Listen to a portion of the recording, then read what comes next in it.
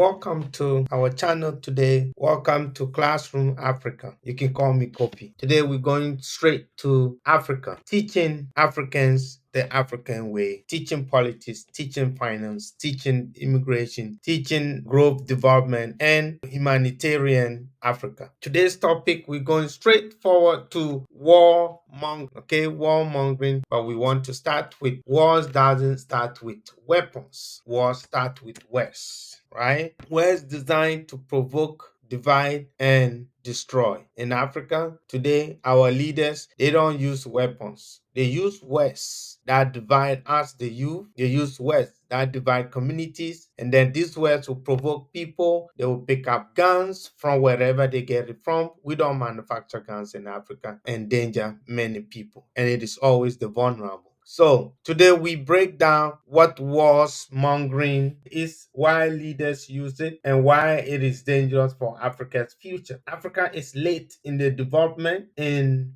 better life, in education, in basic need. We need to catch up with both North and South America. So why do African leaders keep bringing warmongering? Warmongering is to promote fear, propaganda, and political manipulation. African leaders like to use warmongering as a tactic to make political manipulations where their party will look good or will look great for the other parties, which is the opposition, to look bad. So they will keep winning power, which in this case is in content, not winning. Keep rigging elections if there is some. If not, they continue to stay in power for years. For example, Cameroon Paul and Uganda's Museveni has been in power for over 40 years. Where is the election? How could one person be winning election for 40 years? It must be the genius type of Bill Gates or maybe Elon Musk to be winning election for over 40 years. Wars are usually used through fear, propaganda, and political manipulation to create fear among the citizens. So they either back up or they vote for the same person. It is not about defending their country. It is about destroying the opposition so they run power forever. We also want to look at how our leaders use it often, right? Leaders in Africa use warmongering to distract for economic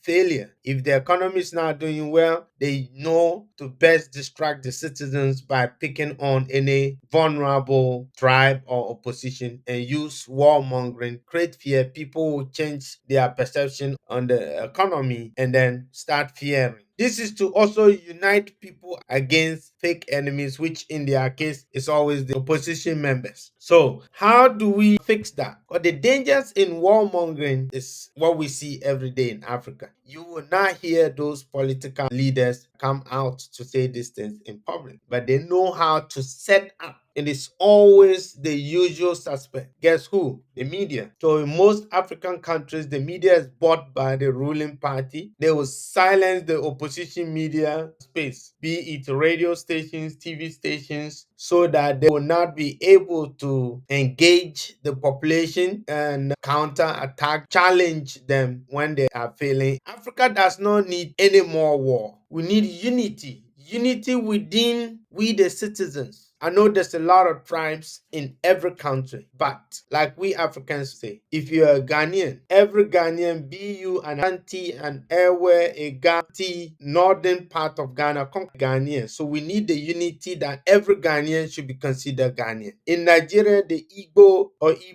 the Yoruba, you must be united as one people. So when you go to Somalia, if you go to Ethiopia, if you go to the Arabian African country like Egypt, Ethiopia, Tunisia, everybody should be seen as one. A Tunisian should be seen as a Tunisian no matter what language they speak. And then you can bring that to religion, Christians and Muslims. If you come to Africa, Ghana does the best when it comes to religious unity. A Ghanaian Muslim and a Ghanaian Christian see themselves as Ghanaian. This happened because you can see a Ghanaian from the same tribe, either Christian or Muslim. Asante could be a Muslim. So they still see themselves as an Asante. Religion doesn't destroy them. This will lead to development. So Muslims and Christians coexist peacefully in Ghana, and Nigeria don't have the same. If we begin to foster this unity, then we can move from peaceful coexistence to development. Africa does not need any war because we are already behind in development. If we stop wars, we can put our resources together and make money out of our resources, use the funds to develop our country in education, healthcare, roads, building factories, and all that. If we don't and we continue, we all know that war destroys economies, it breaks families or displaces, like what is currently happening in Sudan. It divides nations, waste youth potential. Yes, a lot of African youths are crossing the Mediterranean Sea at Libya and Tunisia trying to reach Europe. Some get drowned. A lot of trauma. People lose their family through forced imprisonment, political imprisonment. This leaves trauma in the families. We all agree to that, right?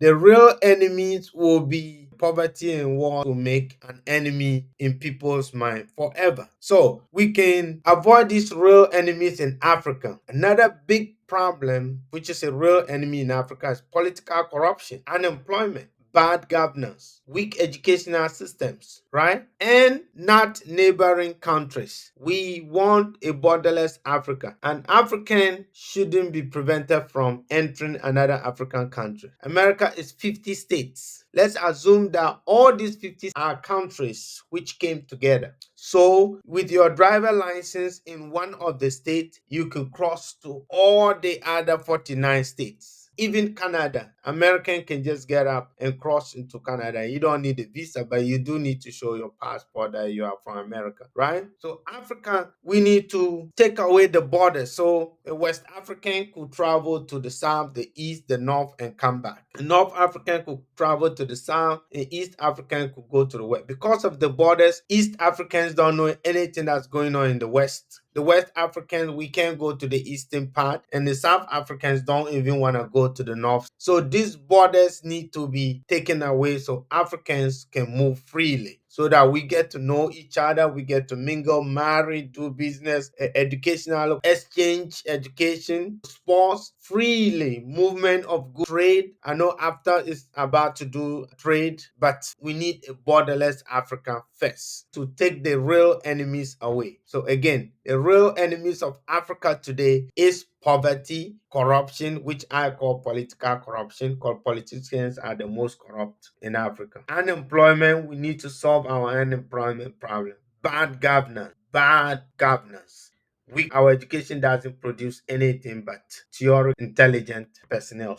I think the only functionable education in Africa is nurses and probably some scientists. Who in Africa need a lawyer? A lawyer to do what? Law doesn't work. If politicians want to imprison you, lawyers can't help you. So we don't need lawyers in Africa. We need vocational trained people. Vocational, we need carpenters, masons, car mechanics. So people can have a skill in their hand to do work with the skill we have obtained from school. Not lawyer, psychologist. Africa doesn't need that. China is a powerful industrial country now because of vocational skills. We don't need lawyers. Let's forgo that. The warmongering has been a tool designed to be used by our politicians to destroy African things. Because when you need to break a house, you first go for the unity in the house, then you can tackle each person individually. So we need to get away with warmongering, creating fears. This is not a wise decision in 2025.